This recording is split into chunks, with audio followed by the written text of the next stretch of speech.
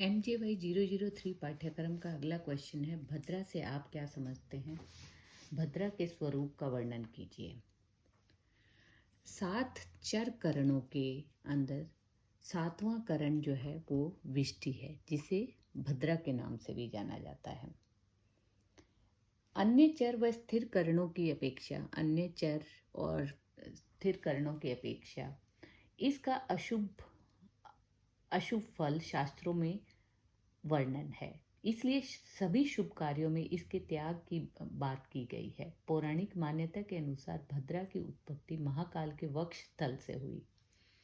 पौराणिक कथा के अनुसार देवासुर संग्राम के समय देवगणों को पराजित होता हुआ देखकर अत्यंत क्रोधित भाव से भगवान शंकर ने जब अपने ही वक्ष स्थल पर दृष्टिपात किया तो उससे गर्दभ के समान, मतलब गधे के समान मुख वाली व पूंछ वाली, 7 भुजाओं से युक्त, सिंह के समान गर्दन वाली, पतले उदर वाली व 3 पैरों वाली प्रेत वाहना शक्ति की उत्पत्ति हुई, जिसे लोक में विष्टि और भद्रा आदि के नामों से जाना गया। उत्पन्न होते ही इस शक्ति ने राक्षसों का विनाश करना शुरू किया, जिससे प्रसन्न होकर सभी देवगणों ने इसे अपने कान के पास धारण किया। मत के अनुसार भयंकर स्वरूप वाली भद्रा अग्नि की तरह समस्त शुभ कार्यों के फलों को जलाकर नष्ट कर देने वाली होती है, इसलिए भद्रा में कोई भी शुभ कार्य नहीं करना चाहिए। भद्रा एक चांद्रमास में 8 भद्राकरण होते हैं। शुक्ल पक्ष में 4, कृष्ण पक्ष में 4।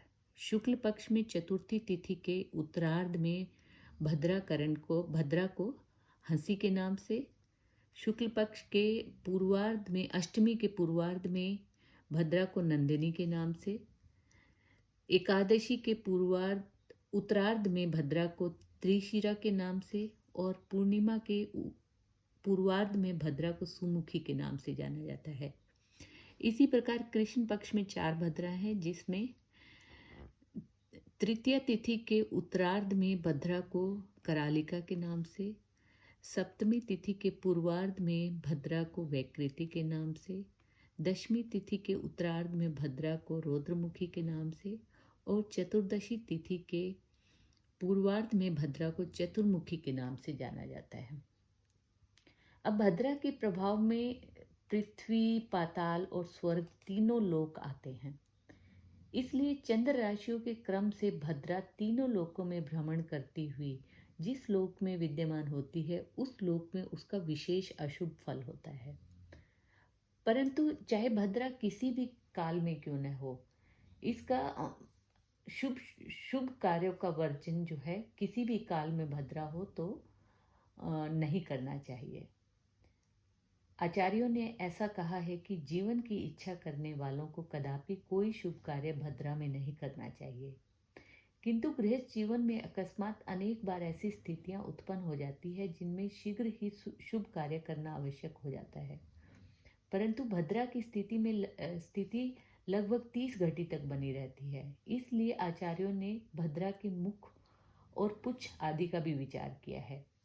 आचार्यों के अनुसार भद्रा का मुख विशेष रूप से अशुभ होता है और भद्रा का पुष्ट जो है शुभ होता है।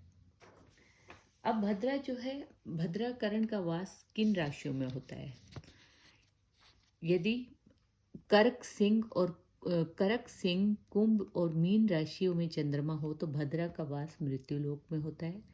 मेष, वृष, मिथुन या वृश्चिक राशि में चंद्रमा हो तो भद्रा का वास स्वर्ग लोक में होता है। कन्या, तुला, धनु या मकर राशियों में चंद्रमा हो तो भद्रा का वास पाताल लोक में होता है। परंतु भद्रा चाहे किसी भी लोक में हो, इसमें शुभ कार्य वर्जित रहते हैं। आचार्यों ने कुछ अशुभ कार्यों को भद्रा में करने के निर्देश दिए हैं, जैसे कि वध कर्म, बंधन, विष प्रयोग, अग्नि कर्म, अस्त्र संबंधी कर्म, छेदन, उच्चाटन, गज, अश्व और ऊंट से संबंधित कर्म भद्रा काल में शुभ होते हैं। परंतु सभी प्रकार के मंगल कार्य भद्रा काल में पूर्णतः वर्जित होते हैं। अब जो भद्रा तिथियों के उत्तरार्ध में रहती है और वो दिन में हो, या फिर जो तिथियों के पूर्वार्ध में भद्रा रहती है और वो रात में हो, तो ये शुभ मानी जाती है। हालांकि शुभ कार्यों के प्रसंग में भद्रा काल को हमेशा छोड़ने की ही प्रथा है, परंतु फिर भी कई बार कुछ अति आवश्यक स्थितियों में भद्रा के वास भी मृत्यु लोक में है, स्वर्ग लोक में या पाताल लोक में, उसका काल दिन में रात में किस समय है, या मुख और पुछ आदि का विचार भी शास्त्रों में किया जाता है। धन्यवाद।